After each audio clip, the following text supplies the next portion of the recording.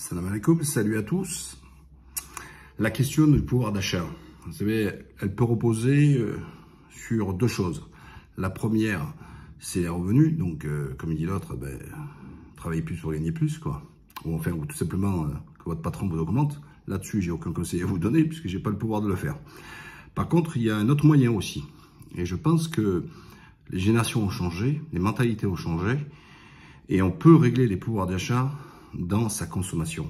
Et c'est ça que je vais faire une vidéo, à travers aussi mon expérience et un peu ce que j'ai pu vivre, et essayer d'apporter un peu à réflexion sur comment gagner du pouvoir d'achat en bien consommant. Alors qu'est-ce qu'on appelle bien consommer? C'est faire en sorte d'aller sur l'essentiel. Alors c'est vrai qu'on est dans une génération qui s'aspire à tout le monde veut aller au restaurant, tout le monde veut la bagnole, tout le monde veut partir les vacances, tout ça, etc. Je ne sais pas pourquoi, je ne sais pas comment l'expliquer. Une société où les gens, et je vous avais fait une vidéo où chacun devrait un peu rester à sa place, où on veut avoir le train de vie de ceux qui gagnent plus. Ben non, il faut vivre avec ce qu'on a, ce qu'on gagne, et essayer de l'optimiser. Je vous donne un exemple. Au début, moi, quand j'étais donc sur Paris et que j'avais un foyer, tout ça, je tombais pour gratter les prix, et j'achetais les promos. Alors des fois, il y avait une grande promo sur tel produit, et je chargeais, et j'ai chargé, et j'ai chargé. Mais combien aussi après j'ai jeté. Un exemple. Ouais, les gambas ou n'importe quoi, les crevettes, là, ils sont pas chers. Et en plus, j'achète en termes de volume important. Et du coup, après, on est obligé d'en manger plus souvent que ce qu'on a l'habitude de le consommer. Parce qu'en fait, on dit, oh, j'en ai acheté beaucoup, il faut que je le consomme. En fait, l'erreur, c'est d'acheter le prix. Et donc, du coup, au lieu et c'est les promotions qui dictent votre consommation. Voilà. Alors, en fonction de la promotion, on va charger la mule sur tel type de produit, et puis regardez, on va manger, du coup on va même plus aussi apprécier que si on l'avait mangé à un temps différé, voilà. Et quand, alhamdoulilah, je gagnais beaucoup mieux ma vie, j'avais pas le temps, je continue à faire les courses, mais en achetant que ce que j'avais besoin. Alors je m'en fiche, je regarde pas les prix, rien, mais que dalle, pas les prix. Puis je me dis, mais comment ça se fait que je dépense moins qu'avant? Parce que j'achetais non pas les promotions, mais ce que j'avais besoin. Et donc, ça sert à rien de charger la mule parce que c'est une promo. Et des fois, ouais, il y a tel prix, mais je m'en fous, je n'ai pas besoin. J'en ai pas envie, j'en ai pas besoin. Pourquoi je vais charger la mule? Pourquoi je vais faire ça? Parce que quand vous regardez les gaspillages, qu'est-ce qu'on peut jeter? Au départ, on dit, ouais, on en profite. Mais les dates de préemption, c'est vachement important aussi. Puis on fait plus gaffe. Et puis on stocke pour stocker, Mais qu'est-ce que ça veut dire? Donc, déjà, je vous promets que vous pouvez faire des économies, de ne pas acheter un produit parce qu'il est en promotion, mais d'acheter seulement ce que vous avez besoin. Ça, c'est une des premières des choses. Deuxième grille de lecture, aussi à l'époque, je connaissais des magasins. Et donc, je regarde toujours le prix au litre et au prix au kilo selon les produits. Et comme ça, j'ai déterminé savoir si un produit était moins cher que l'autre. Parce que ça aussi, il faut faire attention des fois sur les choses, c'est la contenance. Et donc, c'est toujours de regarder le prix au kilo et le prix au litre. Très important pour choisir sur les prix. Ensuite, le volet qui me semble le plus important, et je pense que c'est surtout l'objet de la vidéo, c'est rester à sa place. Quand j'étais petit, écoutez, c'est simple, moi je suis une famille populaire, HLM, mon père il faisait 8 heures à l'usine, en 3-8, et puis souvent 8 heures à côté au black pour compléter. On partait pas en vacances, et j'avais droit à la piscine municipale, 3 francs, c'était à l'époque, hein, vous faites la conversion. 3 francs, j'ai droit à la piscine municipale un jour sur 2. Autant dire que je l'usais, je l'abusais. Je crois qu'elle ouvrait à 10h, j'étais déjà à 10h moins 10. Et ensuite, elle finissait, je crois, à 18h30 ou 18h45. Et jusqu'à la dernière seconde, j'étais là-bas. Et puis, très rapidement, il y avait un gardien qui était un peu une feignasse. Et donc, je profitais de ça, qu'il soit une feignasse. Et donc, il me donnait... je ramassais à la fin, je ramassais les papiers de la piscine, parce que c'était une piscine extérieure. Donc, je ramassais les papiers, tout ça, etc. Et puis, en échange, il me donnait une entrée gratuite. Donc, ma mère, elle ne savait pas. Donc, quand même, j'allais tous les jours. Et quand c'était le tour de ma mère de payer sur un jour sur 2, les 3 francs, j'achetais des bonbons. J'achetais des bonbons avec, voilà. Mais je vous promets que j'ai pas eu ce que vous voulez avoir des excès de trucs. Et puis on attendait le mois d'août, parce que moi j'étais à Aubagne, j'étais pas sur Marseille, donc il n'y avait pas la mer. La mer, eh ben, il faut aller à Cassis ou à Ciotat le plus près. Et voilà, c'était pas accessible à pied et tout. Donc on attendait sinon le mois d'août, et le mois d'août c'était la plage avec le père à la Ciotat. Alors pourquoi je vous dis ça? C'est que je pense pas avoir été traumatisé. Bon, après, c'est vrai qu'il a la chance d'habiter une région extraordinaire, hein, qui est la Provence. Hein. Mais tout ça pour vous dire que je suis pas traumatisé. Mais sauf qu'aujourd'hui, l'hiver, il faut que les gamins ils aillent au ski. L'été, il faut qu'ils aillent faire... bon, les colonies, on n'y allait pas. C'est pas trop une histoire d'argent, parce qu'il y avait aussi du coefficient familial, parce que ma mère avait peur de la pédophilie. Donc voilà, elle avait peur. Et bon, bref, c'est comme ça. Donc, et puis... de temps en temps, on allait au bled ou en Algérie, ou ça nous arrivait tout petit d'aller au Maroc, mais bon, pratiquement, on n'est jamais voyagé. Mais est-ce qu'on était malheureux? On n'était pas malheureux. Dans mon quartier, on s'organisait, on se faisait des matchs de football. Maintenant, il faut que si vous n'avez pas d'animateur, vous faites rien. Prenez-vous en main. Enfin, c'est je sais pas pour les plus jeunes. Hein. On se faisait des parties de pétanque, on faisait des tournois de pétanque, on se faisait des chasses à l'homme au lance-pierre dans la colline. C'était voilà. Et honnêtement, j'ai eu une jeunesse heureuse. Et je pense qu'elle était plus heureuse que mes enfants, qui voyagent énormément, que ce soit les plus grands ou les petits, où ils ont beaucoup voyagé. Et je leur dis toujours à mes enfants d'ailleurs, profitez là, hein, vous faites les voyages, mais c'est pas forcément un cadeau que je vous ai fait.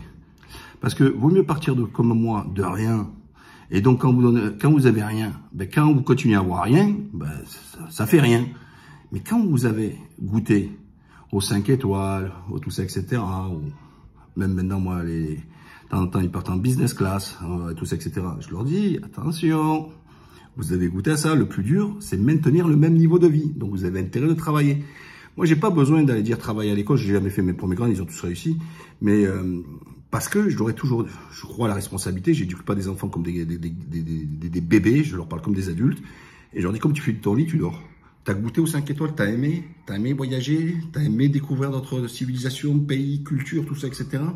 Mais écoute-moi bien, t'as intérêt de trimer, d'avoir ou travailler pour ton compte, ou avoir un métier qui te permette de continuer ce même niveau de vie. Vous voyez la différence, elle est là? C'est que moi, quand j'ai grandi avec rien, donc quand je suis monté à Paris que j'avais rien, ben, ça me dérangeait pas.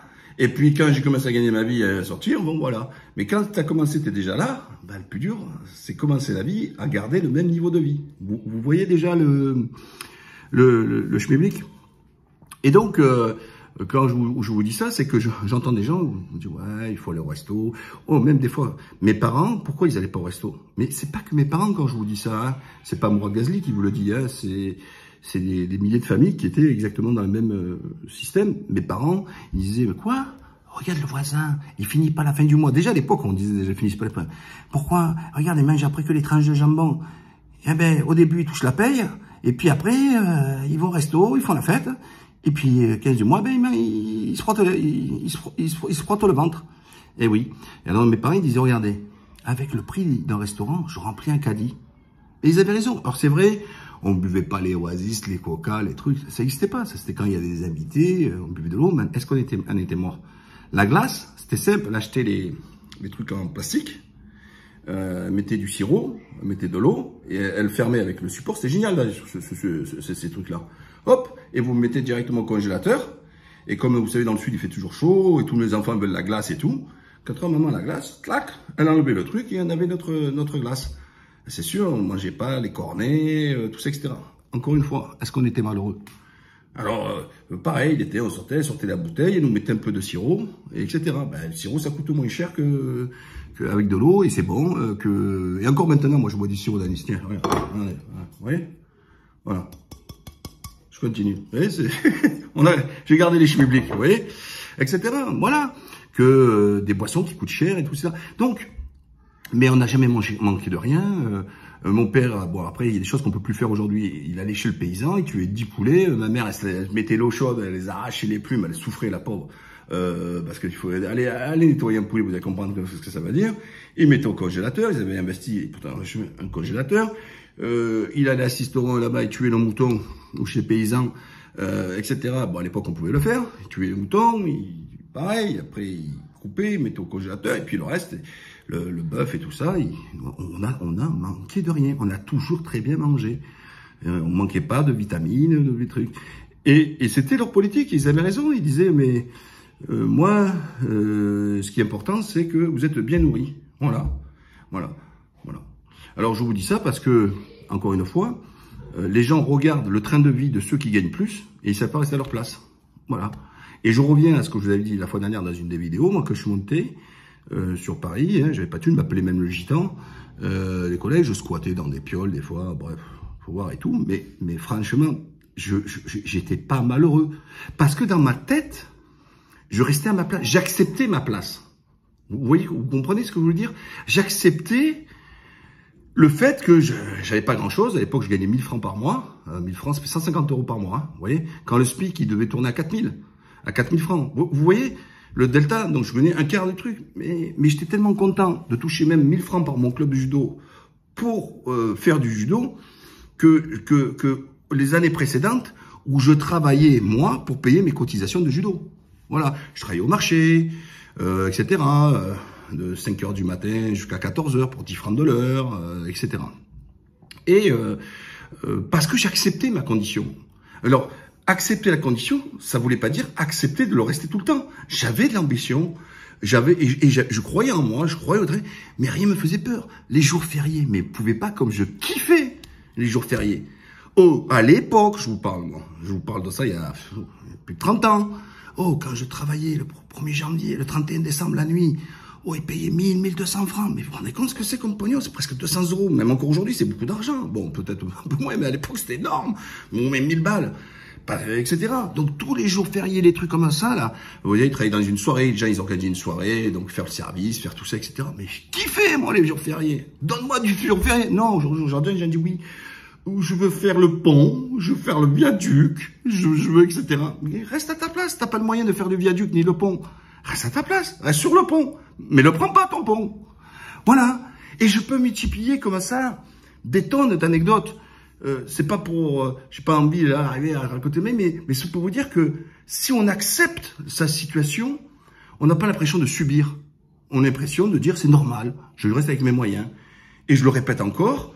À 21 ans, j'ai été propriétaire de ma première maison. J'ai acheté toujours des voitures d'occasion. D'ailleurs, ma première voiture, c'est mon club de judo de Sainte-Geneviève-des-Bois qui me l'avait acheté à 27 000 francs. Je me rappellerai toujours toute ma vie. Audi 80, à une naissance. Et moi, je l'achetais pas pour faire le beau. Je l'ai acheté parce que j'ai donné des cours de judo en plus. C'est-à-dire que je m'entraînais et puis il fallait que j'aille donner des cours de judo pour vivre.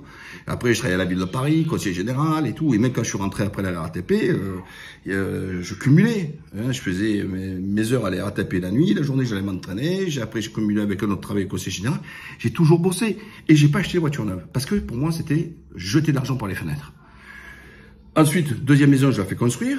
Dans 99-2000 à Limeil-Brévannes. Et après, 2001, c'est là où je commence à prendre mes premiers appartements avec des associés du judo et tout ça, etc. Acheter plusieurs appartements, faire du locatif, etc. Mais je suis monté crescendo. Mais quand j'étais à ma troisième maison, où là, j'étais la plus grande et tout, donc je savais que j'allais pas changer de domicile, j'avais la plus grande déjà de maison.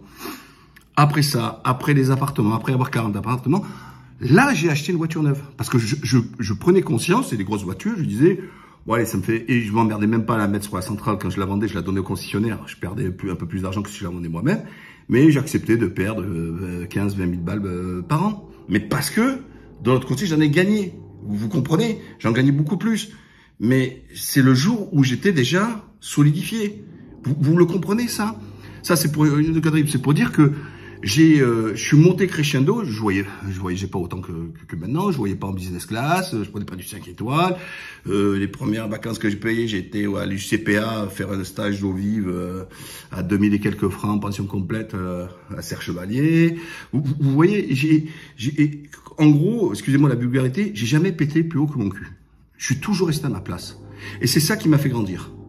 Et je me suis jamais mis à la ruine pour essayer de séduire. Parce que là aussi, il y a le fait de vouloir ressembler aux autres sans avoir les moyens. Et puis, le deuxième volet, c'est vouloir exprimer une richesse qu'on n'a pas pour que les autres pensent qu'on est blindé. Ça me rappelle quand on était à Marseille, quand j'étais petit, la culture qui est un peu en Provence. Par exemple, le gars, il achète, je sais pas moi, il achète un truc, ça, et il achète 100 €. Ben, à Marseille, la maladie, c'est de dire... il a vu un bon prix, par exemple, ça vaut 100 euros, il a acheté à 70. Il a dit, alors, combien t'as acheté? Alors, tu connais pas les prix des magasins? J'ai acheté 100 balles, alors qu'il a acheté 70. Tu vois, pour faire toujours, je mousse. Ouais, quand vous voyez les marques, c'est pour ça qu'ils vous connaissent, les marques. Ouais, en gros, faut que ça soit écrit, là. Vous voyez, les gros, c'est écrit en gros. En fait, vous êtes une affiche publicitaire. Vous êtes un objet de marketing avec les gros noms, les gros trucs, etc. Et après, faire mousser pour dire, oh, t'as vu, ça vaut cher. En fait, vous l'achetez pas parce que c'est de la qualité, ça se lave, ça se tient. Vous l'achetez rien que parce qu'il y a la marque là-dessus et que les gens pensent à combien vous l'avez payé et vous voulez jouer le plus riche que le truc. Mais tranquille, regardez, même là. Voilà, bon, je reviens, j'étais un peu au bureau, tout ça. Oh, c'est un t-shirt Decathlon. C'est Dolmio, je sais pas qui. Mais qu'est-ce que je n'ai à péter? Je me balade, je suis en short et en tongs, etc. Est-ce que pour autant, voilà ma tenue, j'ai pas de costard, pas de cravate, et je vends plus vite, moi, des appartements que certains qui vendent du pain. Vous comprenez? Mais parce que les gens, ils s'attachent pas à savoir si j'ai un t-shirt Decathlon. Ils veulent savoir est-ce qu'ils ont un bon produit, est-ce qu'il leur plaise et tout ça, etc. Donc, ils se raccrochent plus à l'intérieur, c'est-à-dire à ma personnalité, à qui ils ont affaire, que le côté superficiel pour savoir, etc. J'ai des bureaux, mais je mets pas mes pieds au bureau. Mon bureau, il est là, il est en train de fumer, c'est mon téléphone, ou mon iPad qui est de l'autre côté. C'est pas moi. Je déteste ça. Vous voyez, moi, fermé dans un bureau, tout ça, etc. Je déteste ça. Non, ça me laisse tellement parce qu'il faut des bureaux. Mais vous ne me verrez pas rester dans un bureau, c'est pas possible. Voilà. Et puis voilà. Et quand je suis arrivé en Turquie, oh, j'ai pris une claque. Je roulais en Land Cruiser V8 biturbo en France. Même tarif au départ. Putain, quand je regarde les prix des bagnoles ici, j'ai dit comment? Moi, je l'avais payé, ça vous vaut à peu près 80 000 balles, ça vaut 400 000 balles ici, parce que toute la vie est pas chère en Turquie. Mais alors, les bagnoles, ils vous massacrent, hein. Au-dessus d'un ici, ils considèrent ça que c'est comme l'ISF. Et comme dans les soucis de ça, tu ne peux pas trop tous déclarer les bons impôts, ils disent bon, on va se récupérer sur les bagnoles. Donc, c'est le point. Moi, en Turquie, c'est ça. Au début, j'ai acheté vous vous rendez compte, je pars du biturbo, quand vous l'appuyez, il faisait bzzz, à une Skoda superbe, au départ. Ben oui, parce que pour moi, il était inconcevable. Alors, je pouvais mettre 400 000 balles dans une bagnole. Mais moi, je me disais, mais c'est n'importe quoi. Voilà. Mais donc, à la base, j'étais à la retraite et tout. Puis après, quand j'ai mis la résidence, etc., parce que je ne peux pas bouffer non plus tout le capital, comme je suis cassé le bol pour être à la retraite, pour avoir largement un confort de vie. Et puis, j'ai changé parce qu'après, je fais des résidences, je rentre plus d'argent que ce qui était prévu, parce qu'à la base, j'étais à la retraite. Donc, comme je gagne plus, ben, c'est pas grave, parce que je peux dépenser un peu plus pour les trucs. Mais il était hors de question pour moi, même si j'avais les moyens de mettre ce prix-là dans une voiture. Vous voyez? Parce que, voilà, c'est un respect aussi de l'argent, d'un équilibre, tout ça, etc. Et voilà. Donc, moi, j'espère, à travers un peu tout ce que j'ai dit, ça peut vous sembler un peu brouillon et compagnie. Parce que je suis jamais à l'aise de parler de moi et jamais de parler, etc. C'est pas trop moi je m'ébig, mais des fois ça parle mieux aux gens quand on parle à la première personne que le on, parce que on est un con. Et donc voilà, et j'espère que vous allez comprendre à un moment donné. Ça pour les comment vous dire, pour les musulmans ou pour ceux qui comprennent un peu l'arabe, on dit sabr. En turc aussi on dit sabr, c'est-à-dire patience. Hein, patience dans les moments difficiles. Puis reconnaissance aussi, dire Dieu merci. Bon, si vous êtes l'essentiel, c'est la bonne santé en fait. C'est que vos proches sont en bonne santé, vous êtes en bonne santé, etc. Parce que faut pas attendre d'être malade pour se rendre compte de la chance qu'on est en bonne santé. Donc appréciez ça. Si vous avez déjà un toit, vous êtes en bonne santé, vous dites, nous on dit alhamdoulilah, c'est-à-dire Dieu merci. Bon alors pour les athées, je sais pas qu'est-ce que vous pouvez dire, mais appréciez déjà ce que vous avez. N'attendez pas d'être face à l'adversité pour regretter ces moments-là où vous n'avez pas su apprécier. Cherchez et restez à votre place. Et puis, si vous avez ça n'empêche pas qu'il faut être ambitieux. Vous pouvez être ambitieux ou ça, etc. Dire, ouais, ben, j'aimerais faire acheter ci, etc. Ben, dans ces cas, moi, je connais qu'une seule chose. Ben, bosser plus. C'est trouver notre boulot à côté. C'est faire des gages. C'est démerdez-vous, quoi. Voilà. Il faut aller le chercher. Il faut aller le chercher. Et il viendra pas en regardant Netflix avec votre télécommande. Et en pleurant, ah, les enculés, ce gars, ah, et l'autre là-bas. Et regardez la gamelle des autres. Moi, je vous dis, quand je vois des gens qui sont très, très riches, tout ça, etc., ah ben, je vous jure, ça me fait rire, juste, tant mieux pour toi. Tant mieux, etc. Là aussi, l'envie, je vais pas le descendre, etc. Non, tant mieux pour lui. Mais tant mieux pour lui. Donc, ne regardez pas, ne jugez pas, ne critiquez pas celui qui se le permet. Parce qu'en fait, c'est un transfert. C'est-à-dire, au lieu de regarder en face d'un miroir, de dire, moi, qu'est-ce que j'ai fait pour sortir de ma condition? Est-ce que j'ai fait un boulot en plus ou est-ce que j'ai fait des heures en plus? Bref, je sais pas. Non, vous allez vouloir le descendre l'autre parce qu'en fait, lorsqu'on n'arrive pas à attraper la grappe du raisin, on dit qu'elle est moisie. Et donc, au lieu de faire le nécessaire et de regarder sa gamelle, ben, on regarde la gamelle de l'autre. Ah, un dernier point qui est très important, ça me fait toujours rire. Qu'est-ce que ça me saoulait quand les mecs me disent, oh, tiens, tu connais pas telle personne, oh, je te prends, oh, attention, oh, la personne, elle pèse lourd, hein, puis elle fait ça. Et alors, pourquoi tu vas lui faire le lèche-cul parce qu'il pèse lourd? Mais est-ce que le fait qu'il pèse lourd, ça va remplir ton frigo? Non, rien du tout. Il pèse lourd, tant mieux pour lui, mais ça reste pour lui. Donc, pareil, modifiez pas vos comportements en fonction de la personne, en fonction de son grade, en fonction de son argent, de son pouvoir en politique. Ou comme nous, les nôtres, là, ils sont très champions du monde. Monsieur le ministre, monsieur le député, mais vas-y, mais ça fait quoi? Qu'est-ce que t'es en train de te baisser ta tête, là, comme ça? Sois fier. Sois fier de ce que tu es. T'as pas à te cacher. Et n'ayez pas honte. Oh, avant, les gens, ils se promenaient en bleu. Ils sortaient du chantier, ils étaient en bleu. En bleu, voilà, pour ceux qui savent pas les plus jeunes, le bleu, c'est parce que c'est le bleu de travail. Vous voyez, c'était la combinaison. Maintenant, les mecs, ils bossent en jean et t-shirt. Parce que le bleu, ça fait ouvrier. Alors, quand t'as un jean et un t-shirt, ça fait pas ouvrier. Mais pourquoi tu le gommes? T'as honte de quoi? Mais t'as pas honte quand tu travailles. T'as honte quand tu voles, quand tu triches, quand tu mens, quand tu spoil, quand tu profites. Mais quand tu bosses, putain de merde, y a pas de honte. Y a pas de honte d'être en bleu. Y a pas de honte d'avoir du plâtre dessus, du ciment. Putain, mais oh! Hey! Qu'est-ce que vous voulez impressionner les gens? Tu veux donner, tu veux que les gens ne voient pas ce que tu es. Mais t'es pas un voleur. Pourquoi tu vas te planquer? Mais planquer, pourquoi faire? Bref, déjà presque à 22 000, désolé. Mais voilà, c'est tout ça que je voulais partager avec vous. Alors n'oubliez pas, abonner, partager, liker. Bye bye.